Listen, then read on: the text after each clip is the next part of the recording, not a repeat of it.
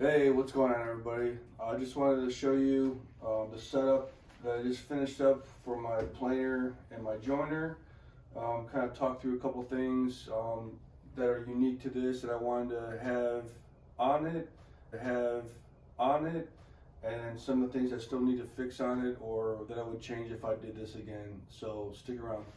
Okay, so working from the outside in, the first thing I wanted to make sure is I had enough room to upgrade in the future to a DeWalt planer. This ridge is getting kind of old and beat up, so hopefully here I'll be able to upgrade soon. So I wanted to make sure there was enough room for the DeWalt to sit on here in the future, and also that there was enough clearance between the DeWalt and the current planer that I have from Rincon.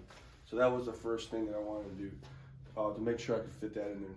Next thing I want to do is make sure I had some sort of dust collection that was self-contained.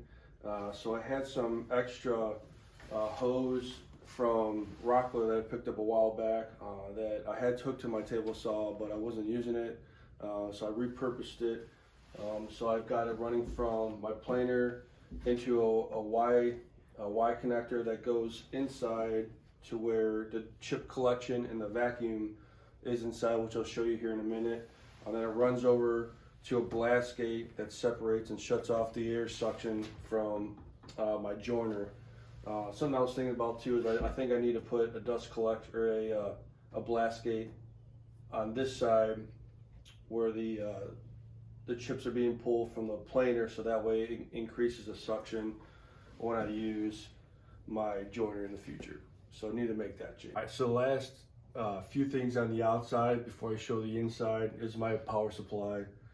So I have an old extension cord that I don't use very often that I repurposed, so that way I wired it in, and I'll show you the inside, but that's kind of where I'm getting my power from. So I wired in a switch box that will shut off one of the 4 outlets or turn it on when I engage it, and that's what I have my vacuum inside connected to, so that way I don't have to keep reaching inside and flipping the vacuum on and off. I can just hit a switch.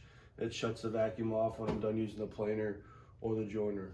I also obviously put this whole system on casters that will lock in place, or I can lift it up and move it. So that was definitely a big piece since it's a small shop. So moving into the inside, this is where the power supply comes in at. I have 4 outlets that are connected into this junction box, and this top one is wired to the switch.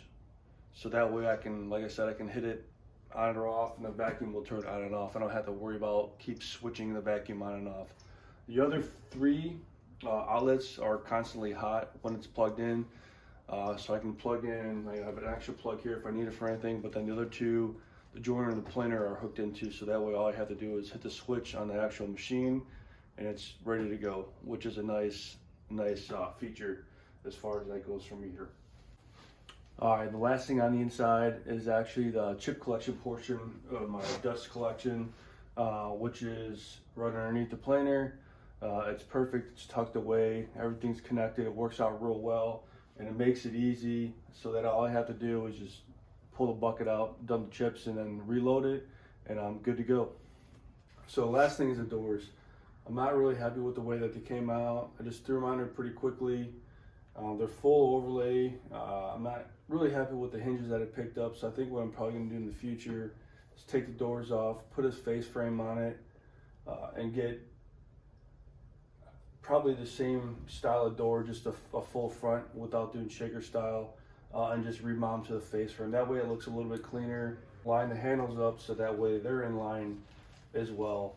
And then once I get that done, I think the last thing is I'm going to go ahead and paint it.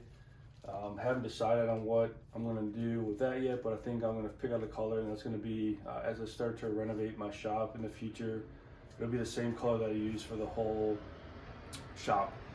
So if you made it this far in the video, thanks for sticking around. Just kind of wanted to give you a rundown. Hopefully it helps somebody else out. I pulled a lot of the ideas off of different YouTubers and guys and gals on Instagram of what they did, and just kind of made a mashup of my own, what works for me in my shop. But again, thanks for watching, and I hope it helps you out in the future.